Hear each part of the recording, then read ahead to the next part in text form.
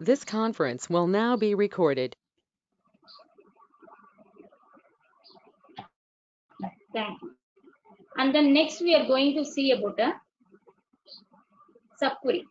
Okay, the subquery is nothing but a query within another query. The subquery can be used anywhere, that is that within a bracket. Okay, the subquery is called as a, here I have told that the subquery is called as the inner query, where the query that contains the subquery is called as a outer query. Is it audible now?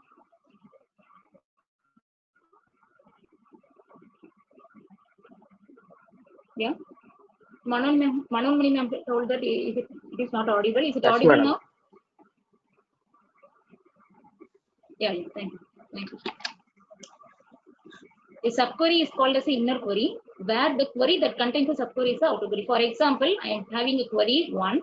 It should be within the bracket, and I am having query 2, and then the query 1 will be within the query 2. This query 1 will called as the inner query, and then query 2 will be called as the outer query. And then execution mainly starts from the inner query. The inner query will be executed first, after that only outer query. Here I have that when the query is executed, the subquery runs first, it will return the result set. Based on the result set, the outer query will be executed. In the next slide, I have shown some examples. Here are the some of the subquery example. You can see that my here the inner query is that select maximum of amount from payments. Okay, and then select customer name, check number, or something from payments where amount equal to maximum. That means it will show the customer number and then check number who is having the maximum payment. This query will result the according to the question. Okay, if you want to find out the maximum marks of a particular class student in a particular class, you have to give select maximum of marks from student student table name, and then you have to give select student id, student name from payments where marks is equal to. Okay, this will return the maximum mark. For example, 98 is the maximum mark. Okay, it will result the 98 output, and then this mark is checked along with the 98, and those students who are having the 98 mark will be displayed, those student mark and then id. This is the example for the subquery and then application of the subquery. You can use the in and not in also in subquery. I have already told about the in and not in. You can use the in and not also in subquery. Okay, and then here you can see the last example of the subquery is you can give the minimum of items, and here I have used the floor of average. Okay, this is the one function which is used to remove the decimal values. If you when this query is executed, the output of the average will be printed as, for example, 98.5 means the output will be printed as only 98. It won't print 98.5. Okay, the output will be printed 98 when we are using the floor function. Okay, since if you want to print the float value or double value or anything within the integer, we didn't want to show the decimal means we can use the float function. Okay, here the inner query is select order number, count of order number from order details. It will be grouped by order number. It will be grouped for each. For example, order number 1, it will have the number of orders. Order number 2, it will have a number of orders, and then order number 3, it will have the number of orders and the items, order items. Okay, this will be the result of inner subquery. Okay, after that, from this inner subquery, it will find out the maximum of items, minimum of items, and then average of items. Okay, the average of items will have the decimal value. And then next thing, you can use the exist and then not exist in subquery. Okay, when the subquery is used in exist and not exist, it results in the true or false only. For example, if it is an inner subquery, if you are writing select, in previous example we have, in previous example we have select distinct customer number from orders. If we don't have any distinct means it will result false. Instead of not in, you can use the exist also. Exist means the particular subquery will result in some rows. Okay, the particular subquery will result in some rows. Not exist means the particular subquery will not return any rows. It will be true or false according to the returning of the rows, displaying rows. And then next thing is MySQL joins. Okay, joins are the most important part in the whatever may be the SQL or MySQL, because with the help of join only we can relate the two tables. Okay, we can combine the values of the two tables. In mainly application we can't do any operation within a single table. Definitely we need a number of tables to combine the values, to retrieve the values. In order to do that we have to use the joins, and the main condition to use the join means both the tables, whatever may be the number of tables, it should have minimum one common attribute. For example, table A and then table B. If I am having table A name and the ID and the name, table B I am having ID and then phone number, means I can join both the table A and B. If I don't have ID, only I am having phone number, means I can't join the A and B. If I want to join any two tables, definitely I need any one common attribute. This is the most important condition in joins. And then we can achieve the joins with the help of the select statements. These are the basic joins which is supported in SQL: self join, right join, full join, left join, cross join, and then inner join. And then first one is the inner join. From the diagram itself, you can see that the first one is the inner join. From the diagram itself, you can see that it will retrieve the values that are common for both the tables. Okay, this is the intersection part is nothing but both the common for the values that are common for both the values will be retrieved like an intersection. Okay, and then here is the syntax for the inner join. Select columns from table 1. You have to use the inner join keyword, and then table 2 on table 1 dot column, table 2 dot column. This is most important thing. I have already told that I am having table A and B. In table A, I am having ID and then name, and then table B, I am having ID and then phone number. Okay. Now I am going to join these two tables. Simply without giving the table name, simply I am giving ID equal to ID, means it will definitely show an error. Which ID will be compared to which ID? So in order to avoid that ambiguity, I have to use the table name. The first table, table 1 dot column equal to table 2 dot column. Here you can say that, and then both the attribute should be same, not the name. Okay, here I am having some values 1, 2, 3 like that. Here for example, this will be having a RID, but the same value will be here 1, 2, 3. Yesterday I have told you physical primary key and then foreign key, the same thing. I am having a student database. It will be comes under the class advisor. I am having a DBMS topper. Okay, this will be having with me. In that they will be called as a just ID, and then here I called as a top ID. To differentiate between the topper student, I registered as top ID. But whatever the values in the student table, the same thing I am having here, but only limited. Here also they are having a second A class, and then I am also having the second A class. Okay, but the attribute name is different, but we are having the same sum of the same values. Okay, the same thing in the example here you can see we are having two tables, officers, and then we are having a students. We are going to join the two tables using the inner joining with the officer.id and then student.id. It may have some of the common values. Okay, here you can see that if it have the common values, it will be printer, otherwise it will be null. You can see that it will both the values will be compared. Those values which are common only, their name, address, and then student name will be printed. Here also you have to specify which officer is a table name. So officer dot officer name, Here also that dot address, and then student dot course name. Okay. If you want to say something about the attribute in joins, definitely you have to use the particular table name. This is the one important thing in joins. The inner join will retrieve the common attributes from the both the tables. And then next thing is a left outer join. The left outer join is nothing but, from the diagram itself clearly understanding, the left table is fully printed, displayed, but the right table values will not be printed. The right table values which are common in left table alone only printed. For example, we are having A and B table. Here we are having 1, 2, 3, and then their name is A, B, C. This is ID, and then this is name. Here I am having same thing, RID or anything. I am having a phone number. The same values are here. 1, 2 only I am here. I don't have anything. Okay.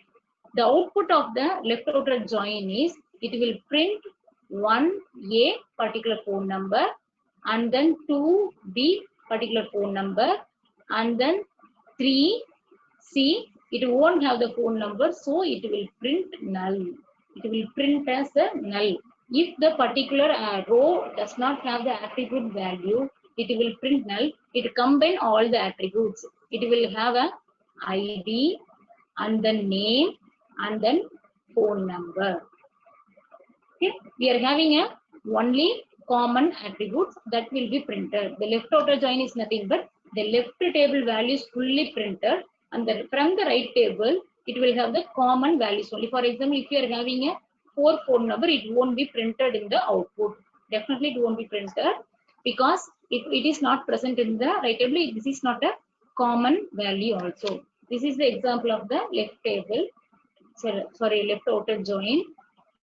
Then next is a right outer join. The same thing what I have explained in the previous slide. The right outer join, the right table values will be printed. I don't know, 1, 2, 4. We are having a phone number, and then here we are having a 1, 2, 3, A, B, C. Okay. In this is the table A, and then this is table A, table B, ID, and then name. Here also ID, and then phone number. The output will be, it will have a ID, name, and then phone number, but it will print 1A phone number, 2B phone number, 4 it won't have any name, so null will be printed, phone number. It won't print the 3C, because the 3C is not common for a right table, but it will print all the values of the right table. This is the example of the right outer join.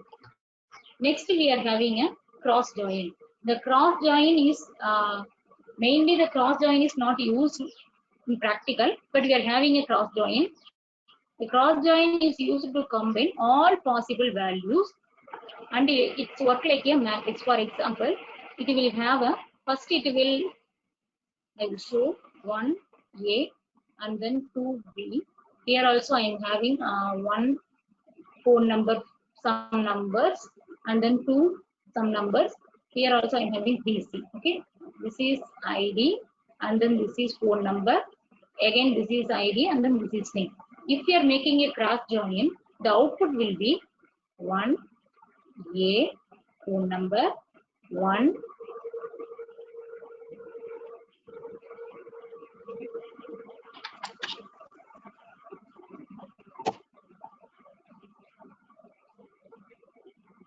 1A, again 1 phone number, and then 1A 2 phone number, 2B 1 phone number, 2B 2 phone number, 3C 1 phone number, and then again 3C 2 phone number. It will have all the 4 attributes, and it will be printed like a matrix format. It will take the first row and it will combine with all the rows of the second table, and then it takes the second row and it will combine all those, and then it takes the third row, it combine all those. This is the process of the cross join, And then major disadvantage in the cross join means it will return a number of rows. Definitely the user don't want those number of rows. Mostly the cross join is not used, not practically useful. And the next thing is a self join. Last thing is a self join. Self join is the nothing but the table itself join with the same table. We have to use the table allies in self join. Why means, for example, I am having a table A, I am having a 1A and then 2A. I am going here, I am having a ID, I am having a name. Okay, definitely I am going to join with the ID or name, anything. If I am using again ID, for example, here A dot ID equal to again A dot ID. I can't definitely use this because it is a self join. Both the tables are same. So in order to avoid that, you have to use a alias name. Here they are using no student table is combined with student table only. But here the alias name first one is converted into S2 temporarily, and then second one is considered first one is S1, second one is the S2. Here you can give S1 dot ID equal to S2 dot ID. Okay. This is the example of the self join. Mostly the Cartesian product and self join are not practically used. The mostly used is the inner join, since we are going to retrieve the data which are common in both the tables. Mainly that is the application of the joins. Okay. Next, the major thing is, because for past 3 days, first 2 days we have seen about the PHP, and then yesterday and then today we have seen about the MySQL, basic MySQL concepts only. But how to combine the PHP and then MySQL? Okay, if you want to combine the PHP and the connecting the PHP and MySQL, you need only a exam server. You don't need a additional MySQL server or anything. Okay, I will show to you how to connect the PHP with MySQL, and then I will share this PPT along with this video, because this is a hands-on session. If we can't continue with the steps, so I will share this video also. Wait a minute, I will share. I will show to you.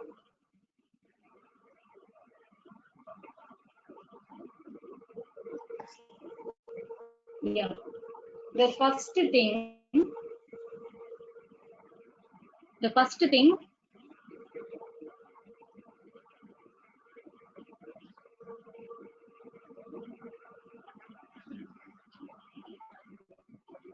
Can you view the screen now? I think you all are aware of the exam server or RAM server, everything that is used to run the PHP program. Okay, you need this exam per RAM server. Okay, and then you have to, and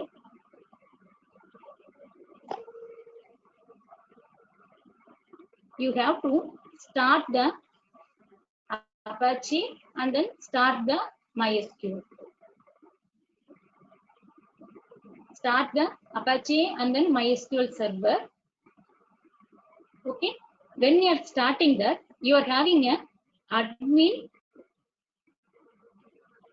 You are having a admin nearer to the start button.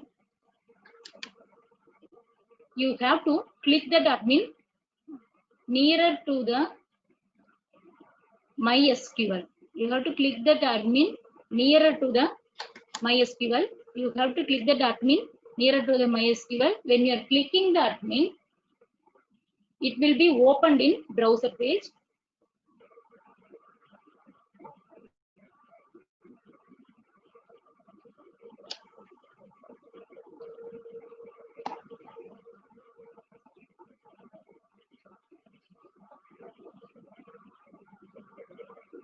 Wait, it's opening.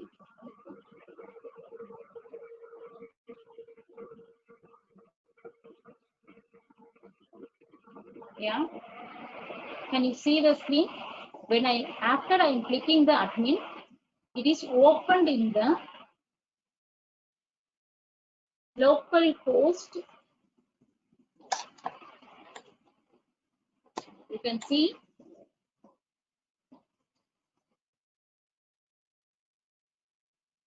localhost PHP admin. Okay, after I'm clicking the admin, it's opening in a web browser. If you want to connect it, means you need a network connection. Okay, after that you are having a many columns here. Okay, you are having a server, database, SQL status, user account, like that. Okay, from that you have to click the server, and then you have to create a user account. First you have to click the server,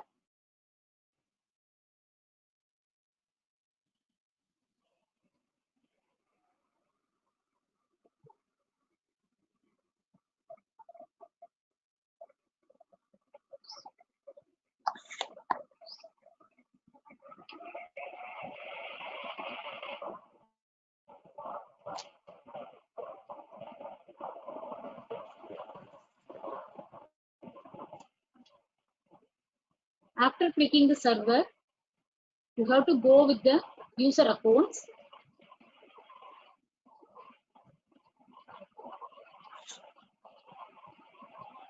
Here you can see that you are having a add user account.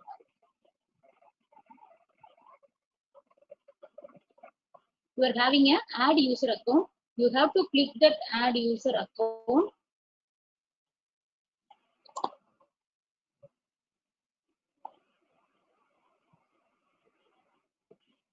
You have to enter the username anything. I'm going to enter user1, and then you change the host name as local, and then password you can give anything. I'm going to give user 2 times.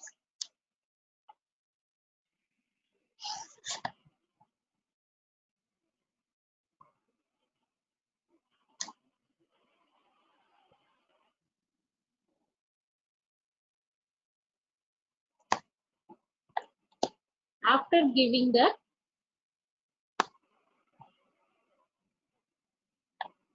wait, I will show you. You will have a go here.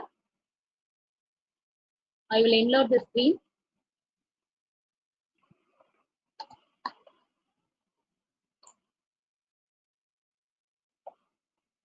You will have a go here. You have to click the go. Yeah, you have to print the password 2 times. Okay. After that, you have to click go.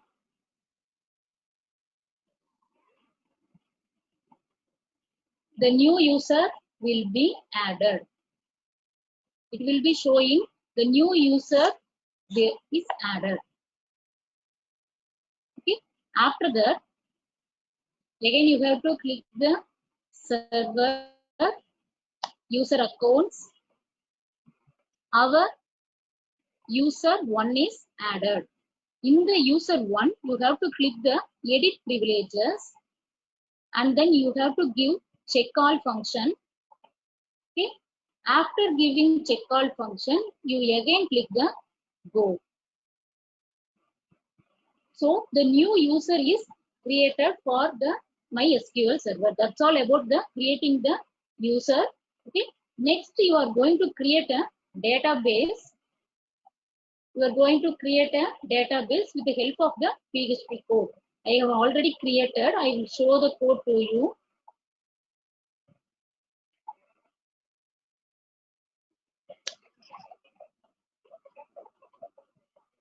Till now, you are just creating a user account.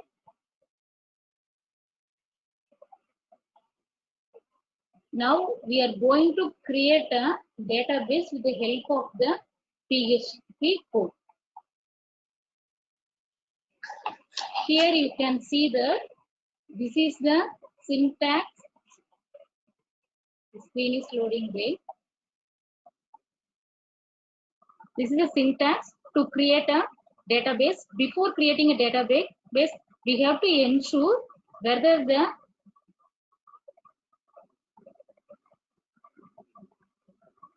after creating, we are going to create a database. Here I have already created. You can see the code. I have already created one user, but now we have created one user account as user1. I am changing here user1, and then my password is user. Okay, here this is the syntax to create a database. Okay, create database space database name. Now I'm going to create one database.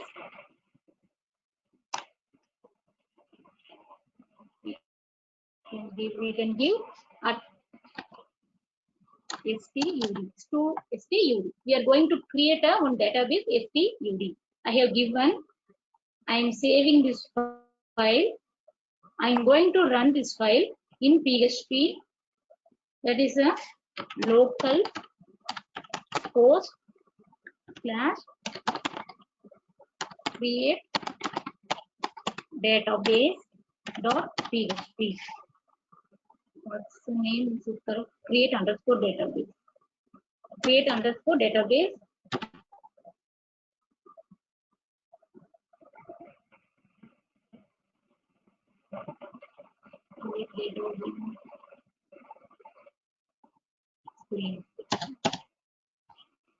Here you can see the database admin is created successfully. Okay, we have created the database named admin.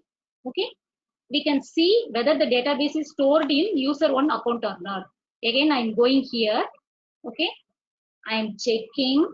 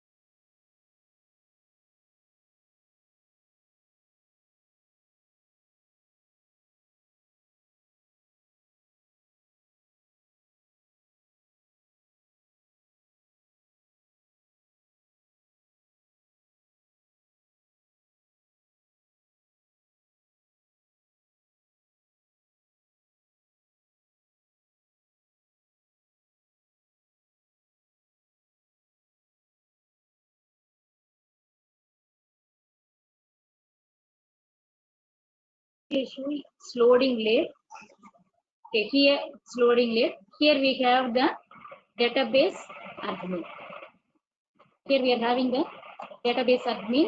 Okay, when we are creating the database in the notepad, okay, it's automatically created in the user1. Okay, next thing we are going to check the connection. Okay, I have already entered the code. We are going to check the connection whether the database is successfully there or not. Okay, my database name is admin.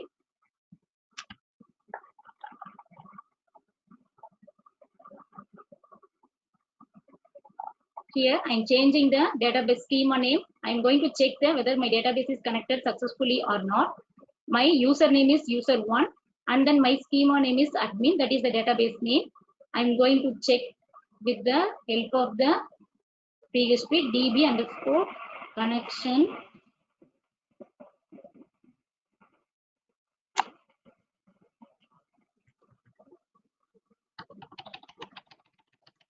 We are having db underscore connection dot php, and then the particular database is connected successfully, showing that the database is connected successfully.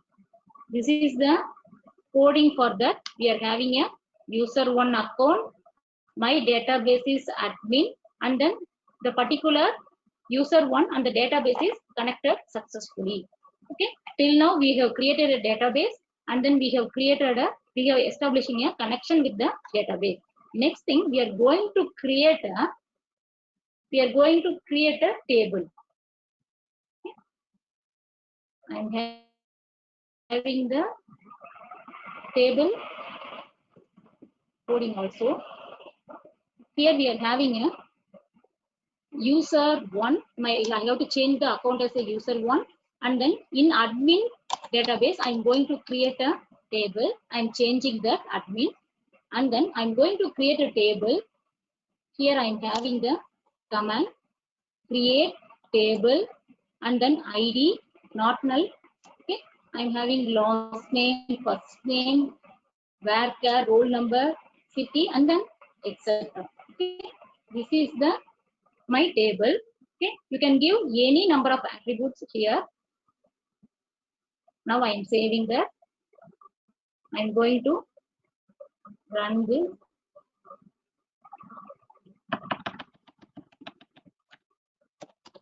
Create underscore table. The table was successfully created. You can see here. Refresh. After refreshing only it's coming. Here we are having a admin database. In the particular admin database, we are having a student.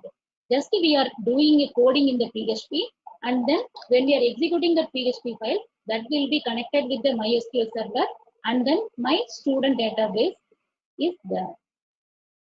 If you click the STU, we are having the ID, last name, first name, roll number, and then city.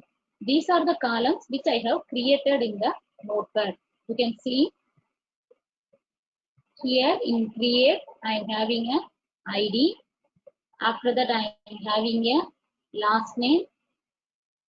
After that, first name, and then roll number, and then char city. Okay, automatically the table will be created here. Okay, next thing, till now we have created a database. Under the particular database, we have created a table, and then if we want to insert the values in the table, we have to do another coding. Here I'm going to, I can use another one. I'm going to insert the value with the which will be entered in the PHP form. For example, in many text boxes, when you are entering some value, for example, username and then password, when you are clicking the submit button, automatically the values will be entered. Like that, today I have tried one thing. Okay, this is the insert HTML file. Here I am having two things. I'm going to enter register ID. I'm going to enter name. Okay, and then I have in the button. If I am clicking the button, it will be those values will be entered into the particular table. For that, I am having the form method process.php. When I am clicking the submit button, the process.php will be retrieved and it will be run. I will show the process.php coding also. Here I am having the process.php. Okay, this is just a connection establishment only. No, this coding is common for all the things. Can you see the notepad? The first 10 lines is nothing but a connection establishment only. It's common for all the PHP files. Okay, here when the user clicks the submit button, okay, it will be automatically comes to the process.php. Here it where the post command is used, register ID and the name, it will be entered. Those entered values will be inserted into, I have already created one table DBMS, it will have register ID and name previously. Those register ID and name will be entered into the table, and then new recorder will be successfully entered, the message will be shown. Okay, for this I needed two files. One is the HTML file, another one is the process file. I will show to you. Okay, now I will run the insert. Okay. Now I will run the insert.php. When I am running, okay, it will ask the register number and the name. I am giving, for example, 10. Name is something. Okay. After I am clicking the submit button, it will be directed to process.php. New record created successfully. Then how I will check the record means I can go here, or you can retrieve. First I will go here. I already have the DBMS table. Okay. I have entered what's the value 10 and then something. Okay. Here you can see that this is the newly entered value. Okay. This is the newly entered value. I can show it to you again. Okay. For it. Now I can enter 12. I can enter my name Priya. When I'm clicking the submit button, the new record is created successfully. Again, if I am clicking the particular table, okay, that will be added. You can see 12 Priya is added. Okay. You can accept the values from the browser and those values will be inserted into the table with the help of the coding. Okay. And those This is the values insert are command. present in. Sir, Those values so those are present values in student data, na? No, sir. Sir, actually, in this program, I have created for a DBMS. I can do it for a newly created student table also, sir. I have created previously. Okay, madam. Thank you. This coding is previously. I have before coming to the class itself. I have created one table DBMS and then student. I can insert student also. Here we are having a student. Here I have to insert means I have to insert ID, last name, first name, roll number, and city. It will take it too long, so only I explained with the ID and name. You can give also, sir. You can give for ID, last name, first name, and the roll number also. You can design according to the attributes in the HTML form. Okay, sir. Okay. So if you want to get the values from the browser, definitely you need a two file. One is a form designing, you need a HTML file, and then for running it, you need a PHP file. Okay. I will show the coding. Here I am having the single line process.php. When I am clicking the particular form, the process.php will be running, and then these are nothing but a connection established process only, and then this will have a insert command. Okay, and then you should be cautious when giving the attribute names. The attribute name should be same when we are creating in a table. Table create பண்ணும்போது என்ன attribute name இருந்துச்சோ அதே தான் நீங்க கொடுக்கணும். Okay, next thing we are going to retrieve. Okay, we are going to retrieve the value stored in the table or database. Okay, I am having the coding for that. For that also, I have written one HTML program. Here, I have only submit button, show tables button. When you are clicking the show table button, it will show the particular table present in retrieve.php. Okay, I will show the retrieve.php coding also. In the retrieve.php, I am just retrieving the values present in the DBMS table. I can give the any table name. Whatever the table names you are whatever the tables you have created under the database, you can give. Okay. Now I will show that.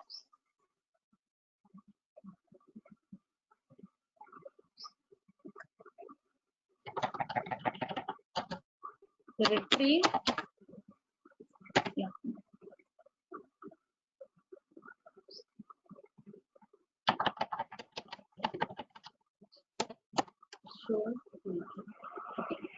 I am having the show table. This is just the HTML coding only. When I am going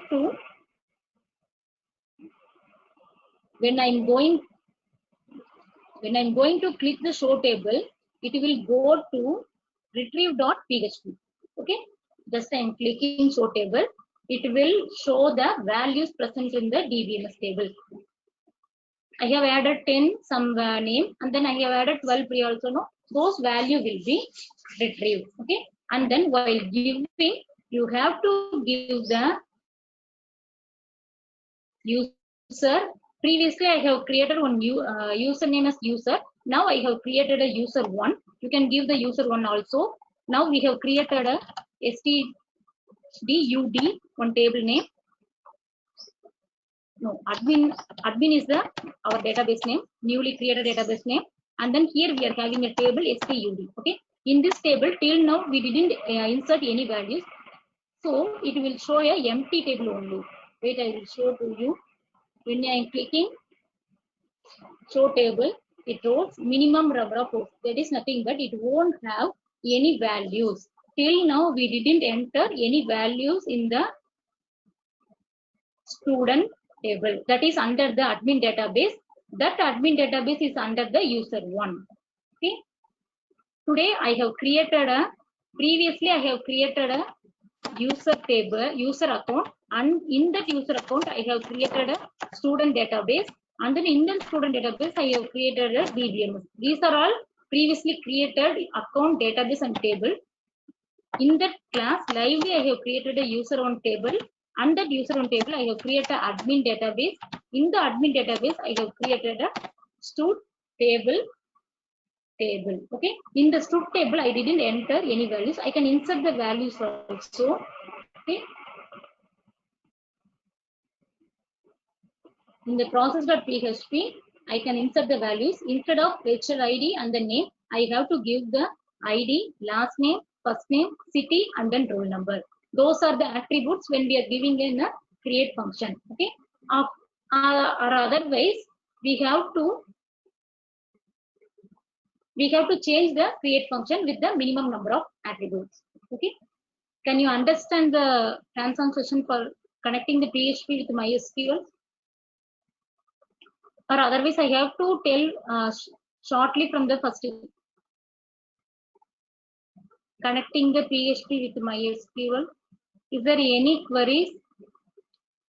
This is the simplest way you can connect the PHP with MySQL without installing the MySQL.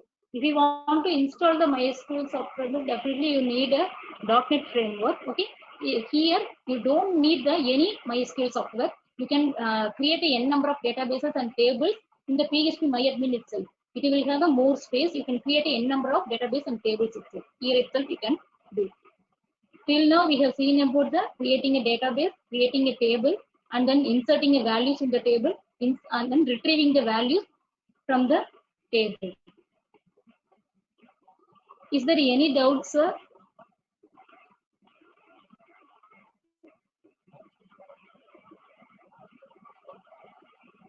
If you have any queries, you can tell me, sir. No, ma'am. Shortly, I will tell from the first step itself. You have to start the Apache and then MySQL server. Okay? And then you have to click the admin. When you are clicking the admin, it will automatically go to the admin page, localhost admin page. Here you have to create a new user. If you have already created, you can use that user account. Okay? After creating a user account, you have to give the privileges to user. I have all told no privileges. You have to give check on, and then you have to give. After creating the user account, you are having a. I will share these notepad files also, sir. You have to create a database. Okay, this is the coding for a database creation. Okay, you have to create a database under the particular user what you have created, and then you have to give the password also here. You have to create a database. After the database creation file, you have to run this PHP file in the browser. Then the connection will be established, and then the particular database will be created, and then you are having a database connection establishment file.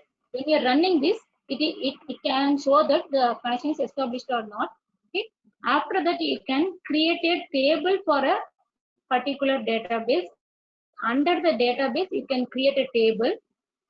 After creating a table, if you want to insert the values, you can directly use the process.php, or otherwise, here I have created on a HTML. It will get the input from the user, and it will save those inputs in the particular table. Okay? For that, you need a HTML file that will be correspondent to the process.php file or another one PHP file. And then we can, if we want to retrieve, here I have given one button. When you are clicking the particular button, the particular table will be shown. Okay. For that also I have shown the coding to you. Okay. If you didn't use the TR and TD, the values will be printed in a, will not be printed in normal format. If you want to print the values in the tabular format, you have to use the table. Okay, table and then TR. These are the things which you have seen in the HTML. Okay. And that's all about the establishing a connection of PHP with MySQL, and then creating, inserting, retrieving the data. Like this also we can do the updation and deletion in the table. Okay. That's all about the today's class, sir. If you have any queries, you can ask me. Sir. I will share the PPT and then this video also in the group.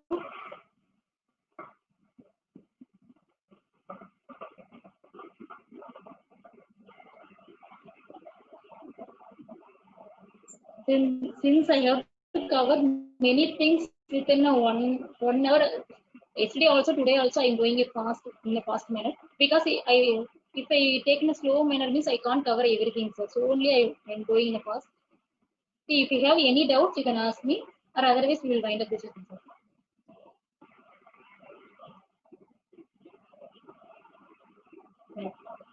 Thank you, Professor. Thank you for your time cooperation. Okay. And then tomorrow we will have a validity function after the session. I request all of you to attend the validity function. Okay, ma'am. I will share the feedback link and the PPTs and then recordings in the WhatsApp group. Thank you, ma'am. Thank you, sir and ma'am. Thank you.